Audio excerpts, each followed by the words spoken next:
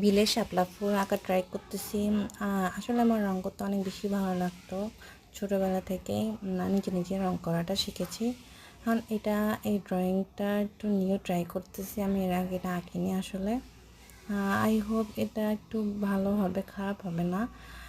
Let's try it better. এখানে green use করছি।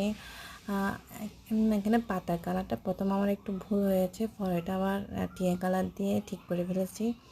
ওই পাতাগুলোর মধ্যে টিয়া কালারটা আগে দিলে বেশি ভালো হয়, না হলে রঙগুলো করতে কেমন যেন লাগে, সুন্দর হয় না। টিয়া কালার দেওয়ার পরে পুরো সাইডে সাইডে একটু একটু গাঢ় যে সবুজ কালার সেটা দেওয়া যায়, এরপরে সুন্দর লাগে। এরপরে সাইডেগুলো আবার পানি কালারটা দিয়ে আবার একটু কভার করে দিলে পুরোটাই সুন্দর হয়ে যাবে, সুন্দর লাগবে। এটা দেখি পুরোটা হওয়ার পরে আপলোড আসবে। Thank you.